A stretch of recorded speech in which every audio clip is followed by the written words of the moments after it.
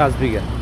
এই বেড়ার এখান থেকে এই দড়ি এদিকে যাইয়া ওই গড়াইটা ওই যে গড়াইটার সহকারে ওইদিকে এইটা টোটাল এল সিস্টেম। এখানে 5 বিঘা জমি বিক্রি করা হবে। এটা হচ্ছে আপনার স্টাফ কোয়ার্টার থেকে একটু পরে, আর স্টাফ কোয়ার্টার থেকে ঢাকার দিকে যাইতে হচ্ছে ডাইন সাইডে, আর কোনাপাড়ার থেকে ঢাকা আইতের সময় হচ্ছে বাম সাইডে। এই জায়গাটা বিক্রি করা হবে।